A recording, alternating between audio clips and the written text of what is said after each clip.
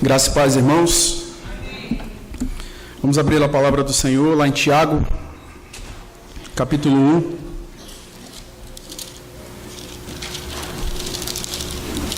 Versículo 26 e 27.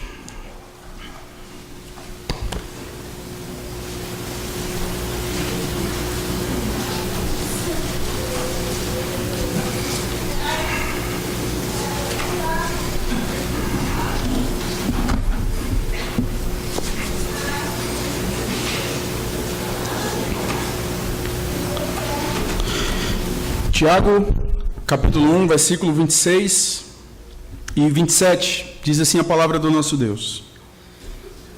Se alguém supõe ser religioso, deixando de refrear a língua, antes, enganando o próprio coração, a sua religião é vã. A religião pura e sem mácula para com o nosso Deus e Pai é esta: visitar os órfãos e as viúvas nas suas tribulações, e a si mesmo guardar-se incontaminado do mundo. Que o Senhor aplique a sua palavra aos nossos corações. Você já se perguntou alguma vez na vida se você é um verdadeiro cristão? Será que você consegue ver aspectos em sua vida de um verdadeiro cristão? Será que você se incomoda quando alguém fala a respeito da certeza de salvação que os cristãos devem ter? Eu creio que isso deve incomodar todos aqueles que anseiam em agradar o Senhor. Eu creio que essa pergunta, ela já passou pela mente de todos aqueles que buscam servir a Deus com integridade, que buscam, de fato, viver em santidade. Se alguém perguntasse a você por que eu deveria acreditar que você é um cristão, quais motivos você daria para essa pessoa? Olha, eu sou cristão porque você pode olhar para a minha vida e você pode perceber isso e aquilo. Não basta nós simplesmente dizermos que nós somos cristãos porque nós cremos na palavra. E muitas vezes, quando se deparam com essa pergunta, respondem: não, eu sou cristão porque eu creio na Bíblia. Mas Tiago ele vai cortando qualquer possibilidade de vivermos um evangelho meramente intelectual, no sentido de que não há necessidade de obras. É claro que nós não cremos que a salvação é pelas obras, mas as obras elas mostram que somos salvos. E aí Tiago, no verso 22, ele diz que nós devemos ser praticantes da palavra e não somente ouvintes. Então não basta eu dizer que eu creio na palavra, eu tenho que praticá-la. Mas alguém pode de repente responder: mas eu creio em Deus. Eu sou um cristão porque eu creio no Senhor. E aí no versículo 19 do capítulo 2 de Tiago, a palavra de Deus diz: crês tu que Deus é um só? Fazes bem. Até os demônios creem e tremem. Então nós percebemos que essas respostas, muito embora sejam respostas positivas, elas não são respostas que muitas vezes evidenciam que de fato nós somos cristãos. Isso é algo que deve nos incomodar. Nós precisamos de fato parar nesse momento e repensar, olhar para a nossa vida e ver se de fato nós enxergamos aspectos, enxergamos pontos que de fato comprovam para nós. Não é uma questão de sentimento, não é uma questão de dizer eu sou cristão porque eu sinto que eu sou cristão. Não, a questão é: eu sou cristão porque eu vejo. À luz da Escritura, eu consigo ver na minha vida aspectos que de fato mostram que eu sou um verdadeiro cristão. Tiago ele vai concluir este importante parágrafo que tem o seu início no verso 19, a respeito da prática da palavra de Deus, agora aqui no verso 27. Nós percebemos que há uma preocupação de Tiago quanto o possível fato de alguns daquelas pessoas estarem se enganando. Olhe, por favor, para o verso 26. No início do verso 26, a palavra de Deus diz: se alguém supõe ser religioso. Essa palavra religioso, nesse contexto, traz a ideia se alguém supõe temer a Deus, se alguém supõe ser um adorador do Senhor, se alguém supõe ser crente, em outras palavras, deixando de refrear a língua, antes enganando o próprio coração, a sua fé é inútil. Então, se vocês acham que são crentes, vocês precisam entender que vocês precisam refrear a língua de vocês precisam cuidar dos necessitados e vocês precisam manter-se incontaminados quanto ao mundo. Deus, por meio da sua palavra, Ele nos pergunta nesta noite: você é um verdadeiro cristão? Como saber se sou um cristão autêntico, um verdadeiro cristão? Em primeiro lugar, um verdadeiro cristão, ele refreia a sua língua. Olha o verso 26 mais uma vez, por favor. A palavra de Deus nos diz: se alguém supõe ser religioso, deixando de refrear a língua, antes enganando o próprio coração, a sua religião é vã. Nós vimos, eu já falei isso, que o mero fato de ouvirmos a lei não significa que somos cristãos. Os cristãos naqueles dias, os judeus especialmente, porque o público de Tiago é um público judeu, eles se gabavam pelo fato de estarem todos os sábados nas sinagogas ouvindo a lei. É por isso que Tiago diz: olha, não é só ouvir, vocês precisam praticar. Ouvir a lei é uma excelente atitude. Tiago não está condenando o fato de ouvirmos a lei, de darmos atenção à lei, mas não é só isso, vocês precisam colocar em prática.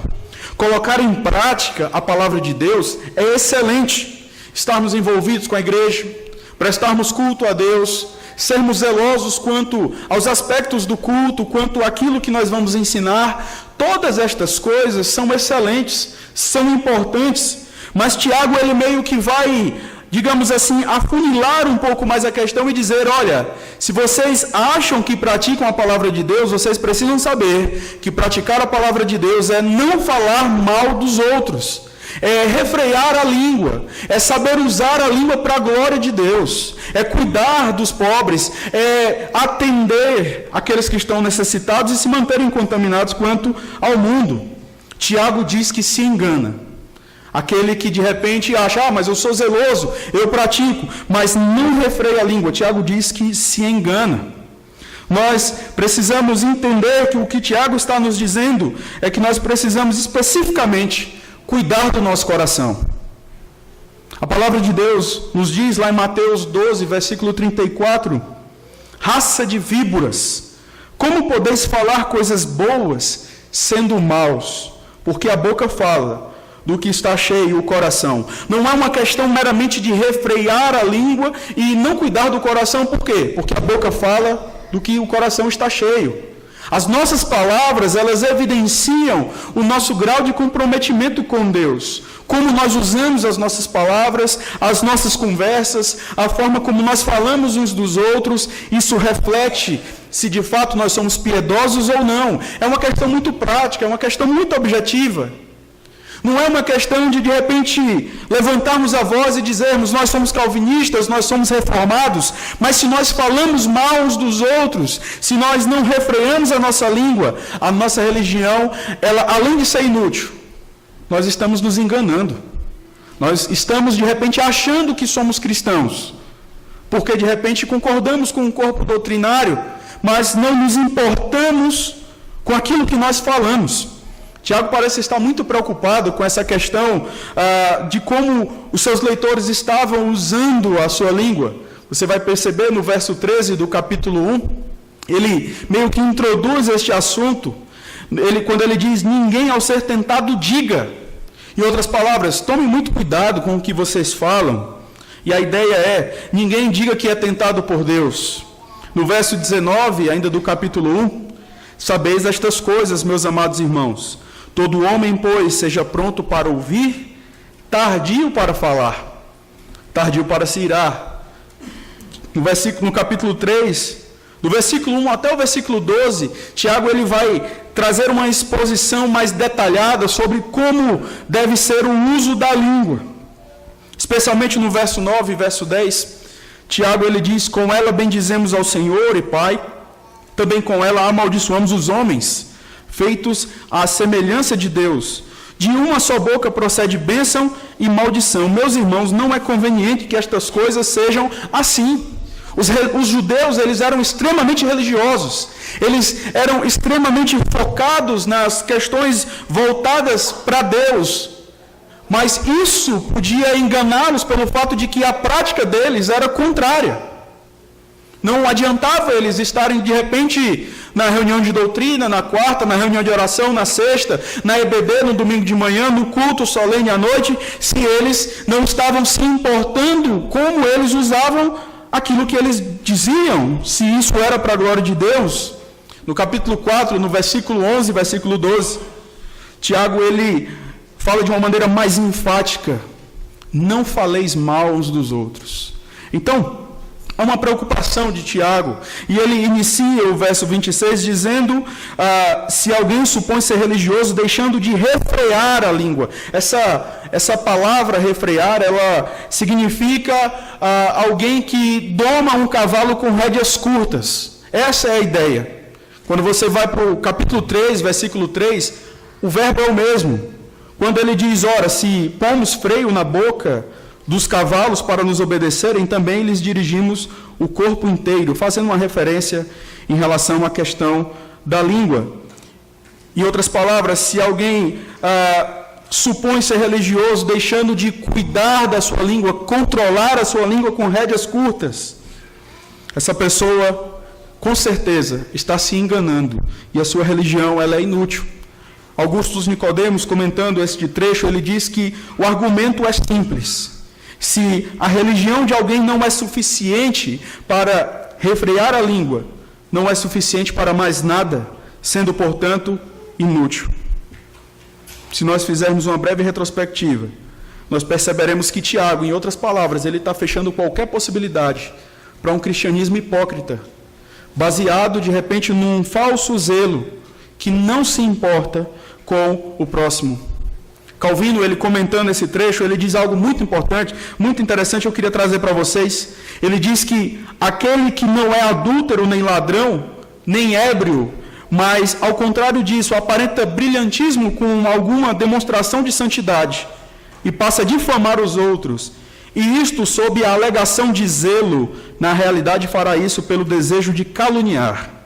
Aqui, pois, o objetivo era fazer distinção entre os verdadeiros adoradores de Deus e os hipócritas, os quais, de tal maneira, se inchavam com orgulho farisaico, que buscavam louvor nos defeitos dos outros. E muitas vezes, irmãos, nós estamos sem perceber, porque talvez o coração já está meio que cauterizado, estamos levantando críticas a pessoas com um suposto zelo teológico, falando mal uns dos outros, quando na verdade nós somos chamados por Deus para cumprirmos aquilo que diz Mateus 18. Se o teu irmão pecar contra ti, vai até ele. E somente você e ele, num primeiro momento, vão ter uma conversa sobre o que aconteceu. Muitas vezes nós estamos confundindo opinião com maledicência. E achamos que simplesmente falar mal uns dos outros, achando que simplesmente expressar as nossas opiniões é algo que mostra uns para os outros o quanto nós somos zelosos. Mas, queridos, aqueles que não refreiam a sua língua, aqueles que usam a sua língua para difamar os outros, ou mesmo falar algo que é verdade em relação ao defeito do outro, essas pessoas estão se enganando. Estão indo para o inferno achando que está tudo bem, está tudo certo, porque de repente são presbiterianos. Mas nós precisamos, irmãos, ter uma piedade tal que nos faz controlar a nossa língua. É claro que em algum momento você pode pecar nessa situação, e não que deva, mas o crente ele não se conforma com isso. Ele busca progredir nessa questão.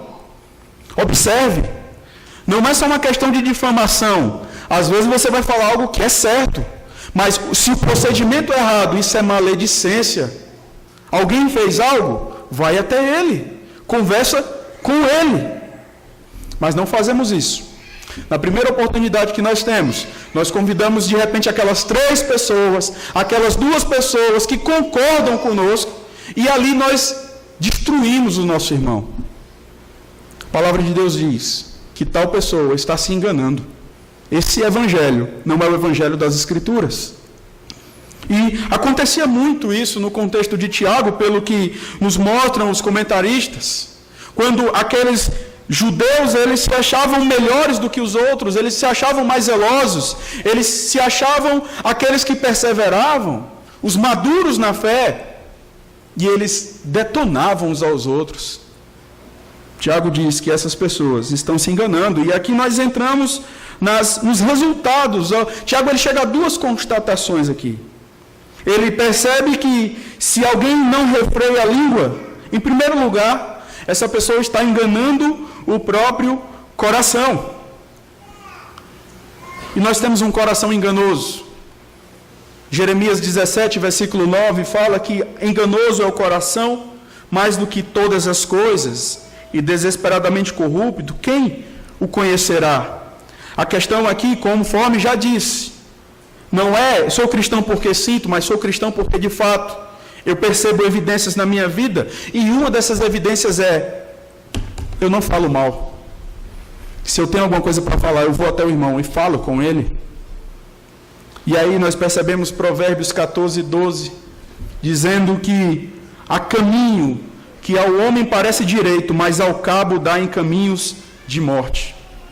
Você de repente pode até achar justo o fato de falar dos outros, achar correto o fato de expressar a sua opinião, porque na verdade nós temos ouvido uma grande mentira que não, mas nós precisamos ser sinceros, nós precisamos expressar as nossas opiniões, nós vivemos numa democracia, e muitas pessoas usam da sinceridade e do pressuposto da democracia para pecar contra Deus, porque em última análise esse comportamento, ele não é um pecado contra o irmão, ele é um pecado contra alguém que disse não faça.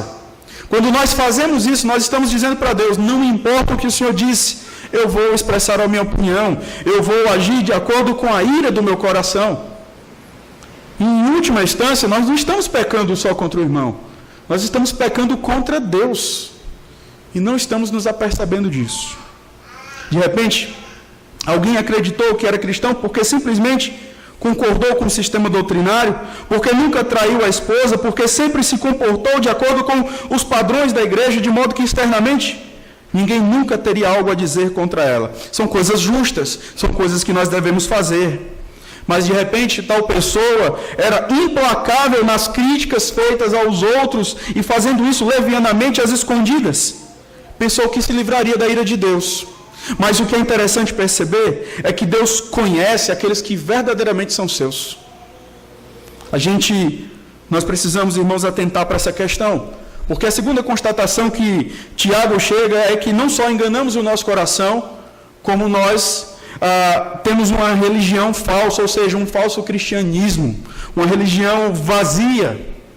Quem não refreia a sua língua está além de enganando a si mesmo, evidenciando que tem uma religião infrutífera, vazia, como a religião dos israelitas, que em dados momentos não obedeciam a Deus. Faziam coisas certas. Se você for lembrar da leitura que fizemos, Isaías capítulo 11, do verso 10 até o verso 17 especialmente, você vai perceber que as práticas que eles tinham eram práticas cerimonialmente corretas. Mas eles estavam negligenciando aspectos que Deus havia determinado. E qual era a situação? Olha o que é que a palavra de Deus diz no verso 13 do capítulo 1 de Isaías: não continueis a trazer ofertas vãs. O incenso é para mim abominação, e também as festas da lua nova, os sábados e a convocação das congregações. Não posso suportar iniquidade associada ao ajuntamento solene. Nós concluímos diante da palavra do Senhor: controle a sua língua, use-a para a glória de Deus. Arrependa-se de falar mal do seu irmão, arrependa-se de falar mal dos seus líderes, arrependa-se de falar mal de pessoas que você nunca ousou nem procurar. Isso vai contra a Escritura. Cuide do seu coração para que suas palavras de fato evidenciem um coração regenerado. Se você não consegue deixar de falar mal dos outros, você pode ter certeza, se isso não te incomoda, que muito provavelmente você não é um cristão autêntico. O que a palavra de Deus diz é que a sua religião é vazia. O que a palavra de Deus nos orienta também. Afaste-se daqueles que não querem correção, mas continuar falando mal dos outros. Evite. Se você foi e confrontou essa pessoa não quer mudar, mas quer continuar fazendo isso, afaste-se dessa pessoa. E quem diz isso? Provérbios capítulo 20, verso 19. O mexeriqueiro revela o segredo. Portanto, não te metas com quem muito abre os lábios. Ande com pessoas que verdadeiramente temem ao Senhor. No capítulo 13 de Provérbios, versículo 20, quem anda com os sábios será sábio, mas o companheiro dos insensatos se tornará mau. Às vezes, irmãos, o que falta é o temor a Deus suficiente para perguntar para a pessoa: você já foi conversar com ela? Ela sabe disso. Muitas vezes nós não queremos falar isso porque nós não queremos sermos vistos como pessoas inconvenientes. Mas se nós somos coniventes, nós estamos pecando também contra o nosso Deus, estamos concordando com aquilo e não podemos fazer isso. Nós não somos ouvidoria.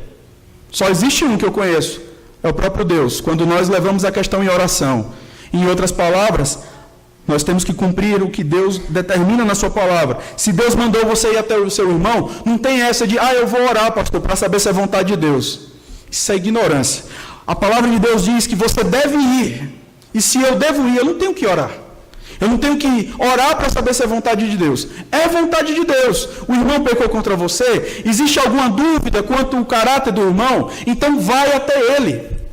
Não fica com essa de espiritualizar as coisas, porque isso não é espiritualidade, isso não é piedade, irmãos. Saiba que aquele que muito abre os lábios irá se destruir. Provérbios 13, versículo 3. O que guarda a boca conserva a sua alma, mas o que muito abre os lábios a si mesmo se arruína. Não tenho dúvidas de que aqueles que pensam que podem sair falando mal dos outros às escondidas serão evidenciados para que o nome do Senhor de alguma forma seja santificado. E Provérbios capítulo 10, versículo 9 diz exatamente isso. Quem anda em integridade anda seguro, mas o que perverte os seus caminhos será conhecido. E muitas vezes parece que há um prazer de queimar a imagem uns dos outros, achando que ninguém vai saber. Mas a palavra de Deus é sábia. E eu fico com a sabedoria da palavra de Deus quando diz que tais pessoas serão evidenciadas. Use os seus lábios para abençoar o irmão, nem que seja na confrontação, no amor sincero. Olhe o capítulo 12, versículo 18 de Provérbios. Alguém cuja tagarelice é como pontas de espada. Alguém há cuja tagarelice é como pontas de espada, mas a língua dos sábios é medicina. Não se engane, aqueles que usam seus lábios com ira no coração e não se importam com isso, não se arrependem, enganam-se. Se você não amar a Deus, não amará o irmão, e o resultado disso será falar mal dele. Quando falamos mal dos outros, estamos demonstrando não só desamor pelo nosso irmão, mas desamor pelo próprio Deus. Deus conhece aqueles que lhe pertencem. Portanto, uma das evidências que nós podemos ter, se somos de fato verdadeiros cristãos, é como nós usamos aquilo que nós falamos, ou o que falamos. Então, eu creio que é o que a palavra de Deus mostra para nós. Mas um verdadeiro cristão é alguém que cuida dos órfãos e das viúvas. Olha o verso 27. A palavra de Deus nos diz: a religião pura e sem mácula para com o nosso Deus e Pai é esta: visitar os órfãos e as viúvas nas suas tribulações, e a si mesmo guardar-se incontaminado do mundo. Tiago, ele inicia este verso dizendo que a religião pura e sem mácula, ou seja, sem adição de erros, ela é estabelecida pelo próprio Deus. Essa expressão para com o nosso Deus e Pai denota que, em primeiro lugar, nós somos chamados para fazer essas coisas para, de fato, agradarmos o Senhor. Mas o que é interessante, também no verso 27, é que ele usa essa expressão para com o nosso Deus e Pai, trazendo esse aspecto da família. Nós devemos olhar para os nossos irmãos, aqueles que de fato necessitam, e atendê-los como de fato eles representam para nós, irmãos. O que Tiago faz aqui, irmãos, não é dizer vós os diáconos somente. Nós sabemos que é uma responsabilidade, uma das responsabilidades diaconais, ou a responsabilidade primordial, cuidar das viúvas, cuidar dos órfãos. Nós vemos isso em ocasiões passadas, em Atos 6, versículo 1. Assim como é uma prerrogativa primordial do pastor pregar o evangelho, é uma responsabilidade de todo cristão pregar o evangelho, de certa forma, anunciar a salvação, falar do Senhor. Assim como é uma prerrogativa dos diáconos cuidar dos órfãos, cuidar das viúvas, a responsabilidade ela se estende para toda a igreja, de modo que não há desculpas para que nós venhamos a pensar, mas o pastor não foi lá visitar, mas os diáconos não foram lá. Se você sabe da questão, a questão é com você também. E você precisa entender que Deus nos coloca aqui para que nós venhamos a servi-lo, e não para sermos servidos, e cruzarmos os nossos braços e criticarmos tudo aquilo que nós achamos errado. O cuidado com o órfão e com a viúva é uma responsabilidade do pastor, é uma responsabilidade dos presbíteros, é uma responsabilidade primordial dos diáconos, mas é uma responsabilidade de todos os crentes. Quando Tiago, ele dirige a sua palavra no sentido de, olha, vocês devem visitar os órfãos, cuidar das viúvas, ele não está falando aqui dos pastores, da liderança, mas de todos aqueles que são cristãos. E como é fácil a gente dizer, olha, prepara uma verba aí para ajudar o irmão, mas a gente não tem muitas vezes a coragem de sair da nossa zona de conforto, repensar algumas coisas na nossa situação financeira para ajudar o irmão. Aí o que é que a gente faz? Cobra da igreja. A igreja não é agência de ação social. A igreja é baluarte da verdade. A igreja deve cuidar dos pobres? Deve cuidar. É responsabilidade da igreja. Mas a igreja cuida, porque além disso a igreja deve pregar também o evangelho. Não é uma questão somente de, a igreja é uma agência de ação social. Não estou dizendo que não podemos fazer, mas primordialmente, como baluarte da verdade, a igreja está aqui para anunciar o reino de Deus. Essa prática quanto ao cuidado das viúvas e dos órfãos é uma prática que nós percebemos desde o Antigo Testamento. E no Salmo 68, versículo 5, a palavra de Deus diz que Deus ele é o pai dos órfãos e juiz das viúvas. É Deus em sua santa morada. Deuteronômio há uma questão muito clara, desde lá do Pentateuco, olha o capítulo 14, versículo 29. A palavra de Deus nos diz, Deuteronômio 14, 29, então virão o levita, pois não tem parte nem herança contigo, o estrangeiro, o órfão e a viúva, que estão dentro da tua cidade, e comerão e se fartarão, para que o Senhor teu Deus te abençoe em todas as obras que as tuas mãos fizerem. Isaías, ele duramente repreende o povo, pois o mesmo estava oferecendo uma religião correta, mas pelo fato de estar se esquecendo dos órfãos e das viúvas, Deus estava rejeitando a adoração dos mesmos. Você percebe isso mais especificamente do versículo 14 ao versículo 17. A adoração, ela não está limitada a cânticos ou expressões externas de piedade, como discursos firmes quanto à questão da doutrina. A verdadeira adoração também é cuidar dos necessitados da nossa igreja. E 1 João, no capítulo 3, versículo 17 e 18, a palavra de Deus nos diz, ora, aquele que possui recursos deste mundo e vir a seu irmão padecer necessidade e fechar-lhe o seu coração, como pode permanecer nele o amor de Deus? Filhinhos, não amemos de palavra nem de língua, mas de fato e de verdade. A questão aqui, irmãos, não é só uma questão de dinheiro. É uma questão de utilizar os recursos que eu tenho para ajudar os necessitados. Porque, de repente, alguém pensa, mas eu tenho dinheiro, o que é que eu faço? Eu dou 100 reais ali, eu dou 50 aqui e tal, mas eu não me envolvo pessoalmente. E aí, isso é hipocrisia, irmãos. Não tem amor nessas questões. Precisa haver um envolvimento. Pode ser que de repente a pessoa não tenha aqueles 50 reais, mas de repente ela tem um carro que pode dar uma carona. De repente ela tem um telefone que ela pode fazer uma ligação. De repente ela tem um tempo que ela pode dar ali naquele momento para atender o necessitado. Quem são esses necessitados? Gálatas 6, versículo 10, fala para nós: por isso, enquanto tiverdes oportunidade, façamos o bem a todos, mas principalmente a quem? Aos da família da fé. Primeiros da igreja, depois os de fora. É o que a palavra de Deus diz para nós. Todos os recursos que você tem devem ser usados para a glória de Deus no cuidado com aqueles que necessitam. Há quem pense que o simples dar dinheiro, conforme falei, é evidência de cristianismo, mas precisa existir um envolvimento, um desejo por ver o próximo bem.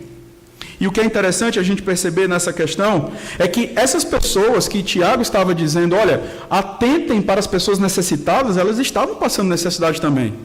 Não se esqueça, os leitores de Tiago, eles estavam passando por tribulação, perseguição. Muitos estavam sendo injustiçados por conta dos ricos. Mas Tiago, em outras palavras, diz, olha, pensem naqueles que passam maior necessidade. Mas o que muitas vezes nós vemos são pessoas que se preocupam demasiadamente com as suas questões, quando Deus nos chama, irmãos, para olharmos para o nosso lado, olharmos para as pessoas que estão passando dificuldade, passando por necessidade. A questão do dinheiro é importante. Também, Calvino, comentando 1 Timóteo 6,18, ele diz: quanto mais rico é qualquer homem, mais abundantes são seus meios de fazer o bem aos outros. Essa era uma ideia da teologia puritana. Quanto mais dinheiro eu tenho, mais possibilidade eu tenho de glorificar a Deus, mais possibilidade eu tenho de ajudar as pessoas. O que temos não é nosso e deve ser instrumento para atender nossos irmãos em suas necessidades reais. Tiago, ele escreveu para pessoas que estavam passando por essas dificuldades e exortou essas pessoas para que eles pudessem olhar para aqueles que estavam mais necessitados na igreja. Nós temos feito isso? Ou será que nós temos esperado pela liderança da nossa igreja? Ou será que nós temos cobrado dos outros, mas não temos visto no fato de que, se nós percebemos, é conosco? Eu creio que Eduardo deve ter trazido este exemplo que está lá no livro do Paul Tripp, quando um irmão da sua igreja, eu não lembro se era uma ovelha dele, ligou para ele e disse: olha, eu estou com um homem aqui, ele está, se eu não me engano, querendo se matar, e eu queria que o senhor viesse aqui para ajudá-lo. E ele fala: tudo bem, eu vou orar por você para que Deus use a sua vida. Quando as coisas acontecem, irmãos, quando nós percebemos algumas coisas, não é à toa. Quando nós cantamos e oramos e dizemos: Senhor, usa a minha vida. Usa a minha vida para a tua glória. E de repente nós saímos daqui e percebemos determinadas situações, pessoas que de repente chegam com problemas para nós, pessoas que nos pedem aconselhamento, pessoas que de repente apresentam necessidades para nós, ou nós percebemos essas necessidades. Não é errado de repente você chegar para alguém e pedir uma certa ajuda, mas se você está percebendo, é com você. Deus quer usar a sua vida. E muitas vezes nós estamos transferindo isso achando que isso é piedade. O chamado para o cuidado, para cuidar dos necessitados da igreja, é um chamado para toda a igreja, e não só para os diáconos, mas toda a igreja deve se responsabilizar quanto a essa questão. Mas uma terceira evidência de que nós somos verdadeiros cristãos, ainda no verso 27, é manter-se, guardar-se incontaminado do mundo. Olha aí, por favor, no verso 27, mais uma vez eu vou ler, e perceba na última colocação: a religião pura e sem mácula para com o nosso Deus e Pai é esta: visitar os órfãos e as viúvas nas suas tribulações, e a si mesmo guardar-se incontaminado do mundo. Tiago está dizendo que nós devemos nos isolar do mundo. Se ele estivesse afirmando isso, ele estaria sendo incoerente com aquilo que o Senhor Jesus disse lá em Mateus capítulo 5, versículo 13, quando o Senhor diz que nós somos o sal da terra. E nós devemos, como sal da terra, salgar este mundo corrompido. Estaria indo contra também a oração do Senhor Jesus, em João 17, do verso 14 e o verso 15, quando Jesus diz: eu lhes tenho dado a tua palavra, e o mundo os odiou, porque eles não são do mundo, como também eu não sou. Não peço que os tires do mundo, e sim que os guardes do mal.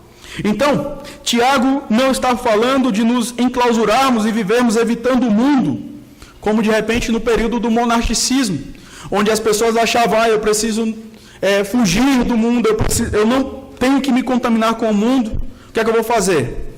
Eu vou fugir para o deserto. Eu vou ficar lá no deserto. Ou vou ficar na ilha, lá na China. Vou ficar isolado do mundo, porque eu não posso me contaminar com o mundo. E alguém já disse que eu tentei fugir de mim mesmo. Mas para onde eu fui, eu estava, né? E essa é a grande verdade. Nós precisamos, não é a questão geográfica, mas é o nosso próprio coração. Não se esqueça que Tiago, ele olha para aqueles irmãos e diz, olha, cuidem dos órfãos, cuidem das viúvas, ou seja, olhem ao redor de vocês e, cumprindo aquilo que Gálatas 6:10 diz, cuidem dos necessitados da igreja, mas cuidem também dos de fora. A questão não é se isolar do mundo e estar alheio às questões do mundo. Quando Tiago ele diz que nós devemos nos manter incontaminados quanto ao mundo, nos guardar disso, nos guardarmos do mundo, Tiago está dizendo que os nossos padrões, os nossos modos não devem ser regidos pelo mundo, formulados pelo mundo, pelo sistema de pensar mundano. E como muitas vezes é fácil nós encontrarmos essa triste realidade na igreja, quando não é a palavra de Deus que está formando a cabeça da pessoa, a forma como ela deve encarar relacionamentos, a forma como ela deve encarar o seu emprego, a forma como ela deve encarar a sua relação com a sua família. O que deve moldar essas coisas é a palavra de Deus e não o mundo. Pode ser que de repente você pense, mas moralmente falando, eu sou tranquilo. Eu não tenho problemas na área moral. Mas se você não ama o seu irmão, se você não refreia a sua língua, se você não está nem aí para aqueles que estão passando necessidade, você está evidenciando que está contaminado com o mundo. Porque o mundo não se importa com os outros. Mas aqueles que são de Deus, filhos de Deus, eles se importam. A nossa relação com o mundo, irmãos, em termos de sistema mundano, é uma relação de inimizade. Nós estamos no mundo, mas não somos do mundo. O que é interessante é que Deus, quando nos salva, Ele nos tira do mundo. E ao mesmo tempo Ele nos envia ao mundo para fazermos a diferença. Mas vivemos num processo de santificação. E nesse processo de santificação, o mundo vai sendo tirado de dentro dos nossos corações. E a gente precisa continuar progressivamente caminhando na santidade. Olha o que diz o capítulo 4 de Tiago, versículo 4. Infiéis, não compreendeis que a amizade do mundo é inimiga de Deus? Aquele, pois, que quiser ser amigo do mundo, constitui-se inimigo de Deus. E aí nós lembramos o que diz 1 João 2, 15 e 17, que os aspectos do mundo, concupiscência da carne, concupiscência dos olhos e soberba da vida. Alguém que é contaminado com o mundo é alguém que só vive para satisfazer os desejos da carne. E quando a gente fala disso, nós tendemos a achar que pecado é somente aquele pecado relacionado à área sexual, que é pecado. Mas o pecado da carne é aquele também que se satisfaz em difamar o outro, no contexto que Tiago está trabalhando aqui para nós. Que se satisfaz em dizer, eu sou sincero mesmo, e falo o que vem na minha cabeça, como se isso agradasse a Deus. A palavra de Deus nos diz, no verso 20 do capítulo 1, porque a ira do homem não produz a justiça de Deus. E vamos levando a vida dessa forma, de repente com um posicionamento soberbo, disputando quem lê mais, quem tem mais acesso à informação, quem é mais crente, quem é mais reformado, seja lá o que for. Esses aspectos, irmãos, eles demonstram que, de fato, nós estamos contaminados com o mundo. A igreja, muitas vezes, tem se portado de uma maneira igual ao mundo, na forma de falar, na forma de se vestir, na forma de pensar. E quando alguém chega e confronta, o que nós percebemos é ira, e não gratidão a Deus, porque Deus ama Deus corrige aquele a quem Ele ama. É interessante, nós estávamos conversando sobre isso na quinta-feira, na UPH, e pensando um pouco sobre Jonas. Deus deu uma ordem para Jonas, e o que foi que Jonas fez? A primeira oportunidade que ele teve foi pegar um barco e ir para Tarsis.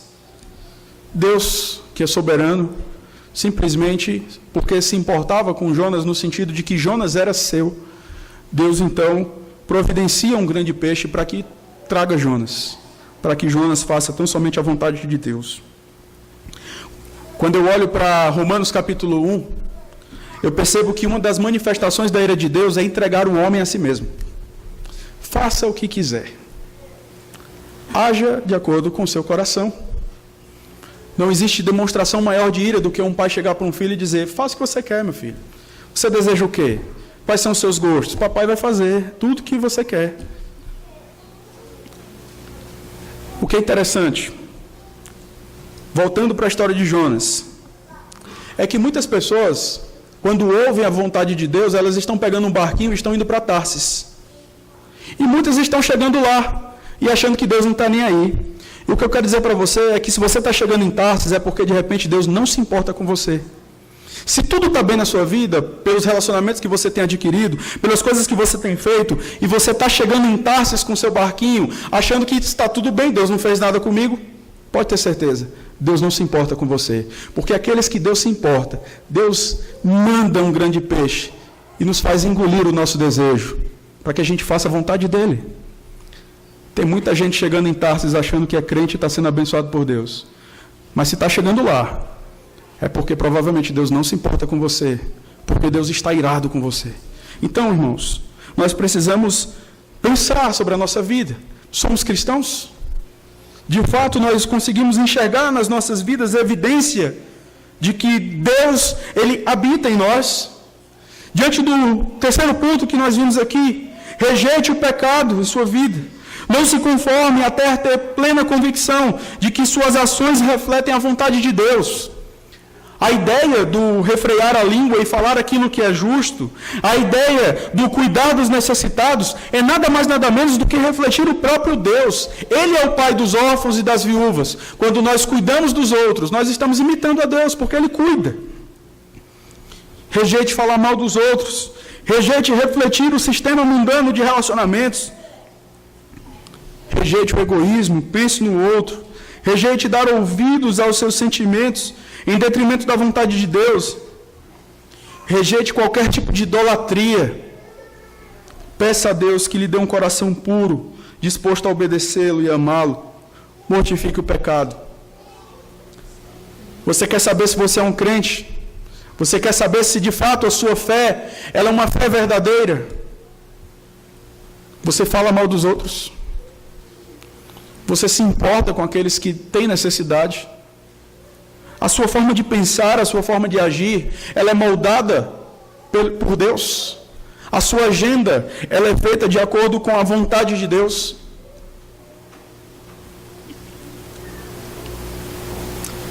Aquilo que você faz reflete a justiça de Deus? Essa é uma forma, irmãos. Tiago, ele não pretende aqui ser exaustivo e fechar a questão, mas dar alguns aspectos que de fato comprovam se nós de fato tememos a Deus ou não. Eu creio, assim como tem sido desafiador em todas as palavras que ouvimos, pregações que ouvimos, e eu falo isso porque Deus tem nos dado a oportunidade de nas últimas oportunidades, especialmente domingo passado, especialmente ontem, ouvirmos a voz do Senhor. Alguns saem daqui como se nada tivesse acontecido. Se importe com a sua alma, porque Deus conhece, e Deus é o vingador daquele que brinca de ser crente. Deus não terá por inocente. Nós não fomos chamados, irmãos, para brincarmos com Deus. De Deus não se zomba. Então cuide de como você tem se portado na casa do Senhor. É provável que ao sair daqui, alguém chame você para simplesmente dizer: eu quero compartilhar uma coisa com você. E se você simplesmente é muito requisitado para que as pessoas fiquem, ou para que determinada pessoa fale sempre mal uns dos outros, desconfie também do seu cristianismo, porque a questão não é só não falar, a questão é ouvir, e a pessoa não se importar. Ah, vou levar aí um salgado, um bolo de macaxeira, é porque eu estou tão aflito ou tão aflita, aí chega e detona o outro. A palavra de Deus diz que engana o seu próprio coração. Então, irmãos, que o Senhor nos ajude, porque em última análise, o que o texto diz para nós é que, ao pensarmos nessas coisas, nós estamos demonstrando que amamos a Deus e que amamos o nosso irmão.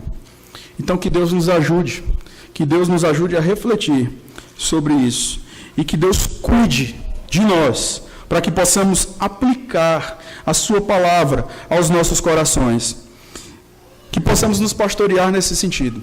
Percebeu alguma coisa? Fala para o irmão: irmão, calma, não é por aí.